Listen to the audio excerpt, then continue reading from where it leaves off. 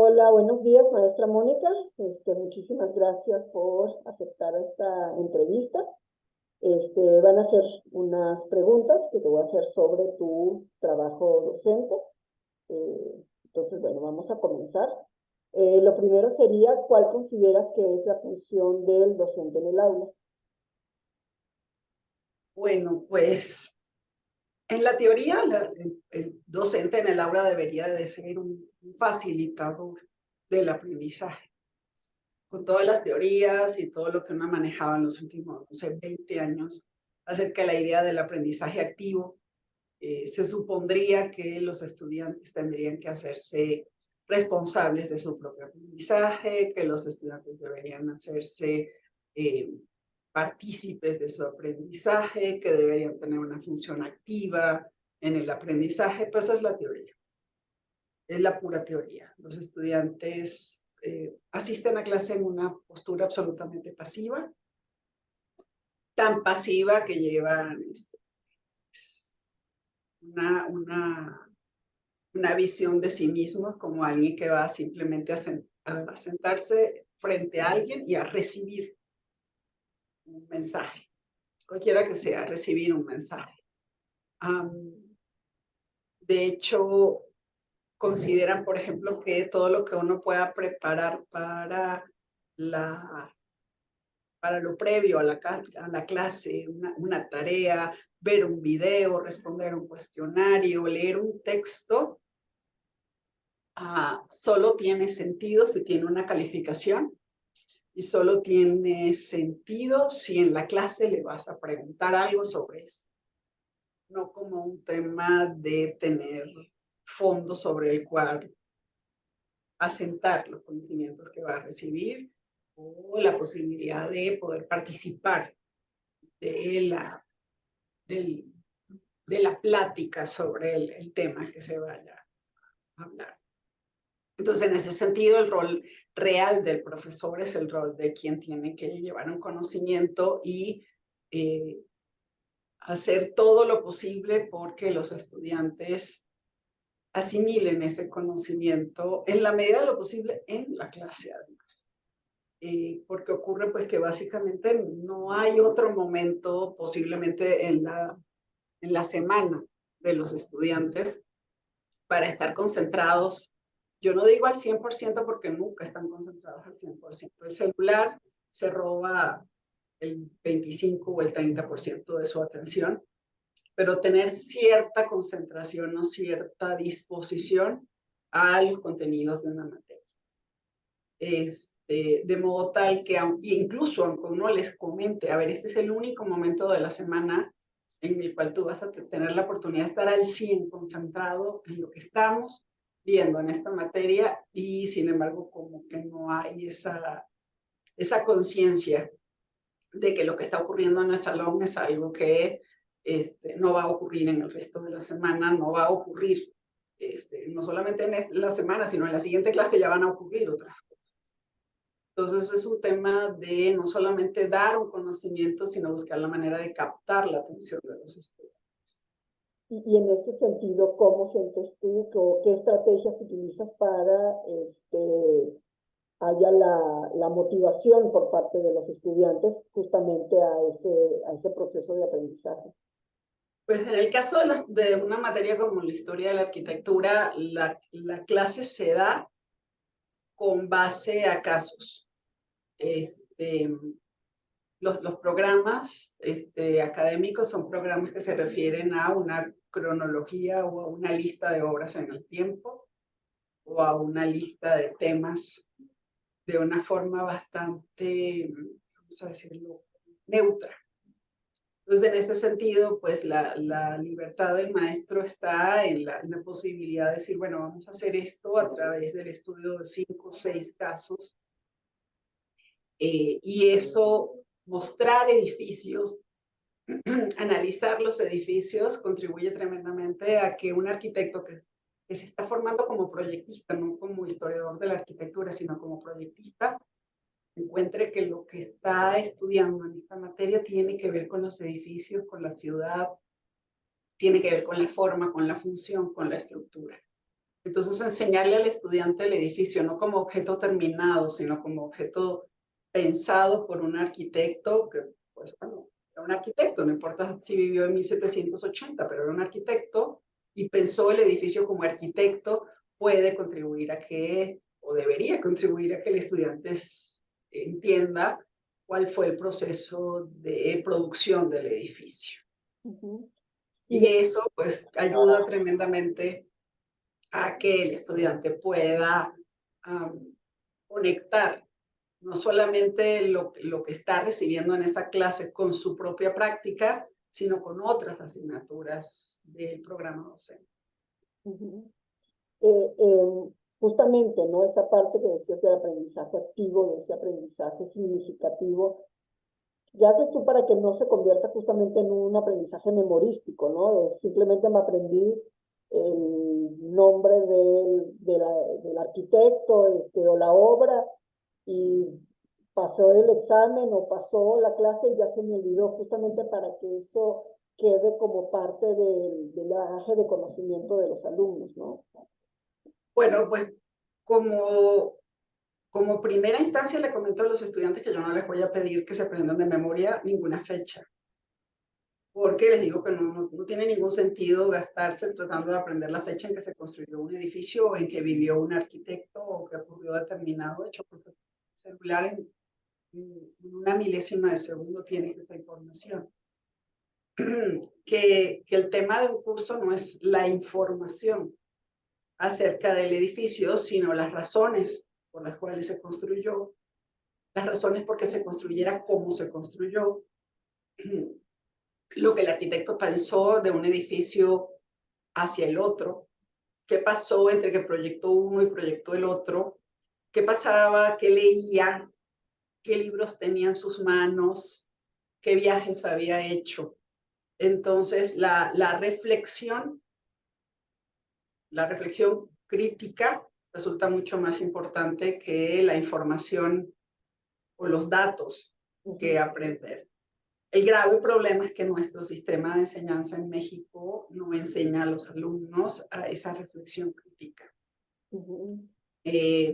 Los estudiantes escasamente pueden analizar lo que leen, escasísimamente, e incluso un video escasísimamente pueden ir más allá del contenido del video. Hay que forzarlos a hacer conexiones entre el video y lo que se está viendo en clase, entre el video y algún aprendizaje previo en alguna de las materias de la secuencia de las teorías y las historias de la arquitectura. En ese sentido, ¿considerarías que todo lo que son las estrategias, todo lo que es digamos, las práctica docente es más bien como una técnica, un conocimiento científico, o más bien, como algunos lo definen, como un arte? Es un arte, o sea, es un arte porque uno tiene un conocimiento y uno tiene que buscar primero la manera de llegarle al grupo como grupo. Porque sí es cierto que, bueno, sí, son individualidades, pero hay un tema, no sé, eso yo todavía no sé cómo es que funciona, en que puedes tener dos grupos de una misma materia, uno un día y el otro, y el comportamiento grupal ante una misma actividad, ante unos mismos contenidos, es diferente. El rendimiento incluso es diferente. Entonces hay todo un tema de lo que significa ver cómo llegarle al grupo, cómo llegarle a cada quien. Muchísimo más con estos temas, por ejemplo, de los déficits de atención que tienen los estudiantes, con lo cual no están concentrados por más de 10 minutos en una misma cosa. 10 minutos y con dificultad.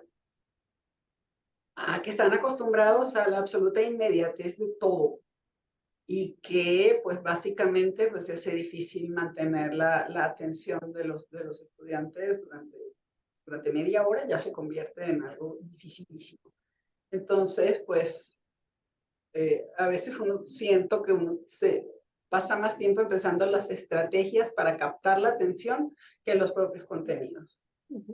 Paso más tiempo preparando las actividades para que haya diferentes formas de pensamiento, diferentes formas de actuar, que en sí en los propios contenidos. Tratando de que una misma clase la podamos dividir en tres actividades diferentes, o por lo menos, no sé, una parte de plática, una parte de actividad, otra parte de plática, aun cuando es una materia teórica. Y justamente, ¿no? En ese proceso de retroalimentación que obtienes de los estudiantes al final de cada periodo, no sé cómo harás la retroalimentación, sino al final de cada parcial o ya al final del semestre, o cómo lo utilizas para justamente hacer aquellos ajustes que sean necesarios en tu práctica docente o en tu planeación de tus clases. Bueno, hay una retroalimentación que uno mismo hace cuando, por ejemplo, ahorita en el curso que estoy llevando, uno de los temas que más atrajo a los estudiantes de la arquitectura de la Roma barroca fue el tema de la construcción de las cúpulas. Cómo se construían las cúpulas, cómo se hacían esas estructuras. Y por supuesto, pues hay temas del programa que quedaron muchísimo más débiles porque le dediqué las clases siguientes a que cada uno de los edificios que veían les buscaba las imágenes necesarias para que entendieran cómo se construyó la cúpula, cómo se construyó el techo de un edificio. Pues de algún modo como que me enganché de lo que veía que les parecía interesante para poder en las clases siguientes captar la atención y que además hilaran un contenido con otro. Después del primer examen les pregunté, por un lado, si les estaban sirviendo, si consideraban útiles las actividades que les estaba dejando, tanto para la preparación de la clase como durante la clase. Si ese material les parecía útil para su aprendizaje, si ese material facilitaba los procesos de aprendizaje individuales. Ante esa respuesta, pues decidí cómo continuar los cursos. En la universidad en particular, al final, a mitad del semestre, justo a la mitad, y al final del semestre hay un programa y hay una oficina aquí que se ocupa de preparar encuestas y todo lo demás. De hecho, la última de las evaluaciones, el Dialoguemos, es obligatorio para inscribir la siguiente materia. O sea, los alumnos lo tienen que hacer. Pero esa evaluación para mí no es tan trascendente como simplemente en una hojita anotar que si el curso significó alguna diferencia en cuanto a lo que aprendió, qué fue lo que más le gustó del curso, qué fue lo que menos le gustó del curso y qué haría para mejorar el curso. Se los doy en una hojita sin ni siquiera espacio para poner nombre ni nada. O sea, les digo, a mí no me interesa quién dice, sino qué dice. Y pues esas hojitas en media hoja tamaño carta, me son muchísimo más útiles que la evaluación institucional que se hace. Que en buena medida solamente pues, me ofrece una perspectiva mucho más global, mucho más general. Es una encuesta de respuestas anónimas y los estudiantes desconfían mucho de que esas respuestas sean anónimas. Y se cuidan mucho de lo que escriben y de lo que dicen. ¿Sí?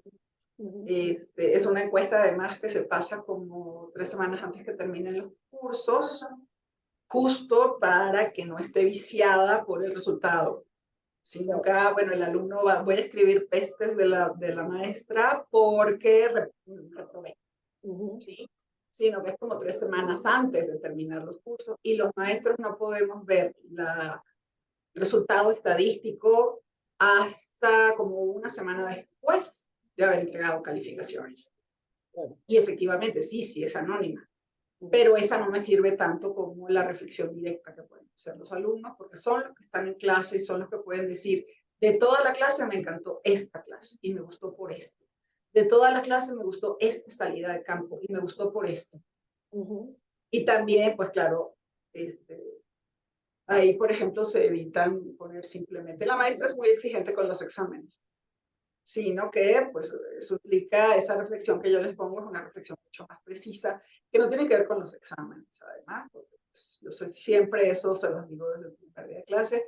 A ver, están en una universidad donde están pagando una de las colegiaturas más caras del país, es la carrera de arquitectura más cara del país. Ustedes no pueden esperar otra cosa sino un profesor exigente y unos exámenes exigentes, no pueden esperar lo que obtendrían en un instituto patito.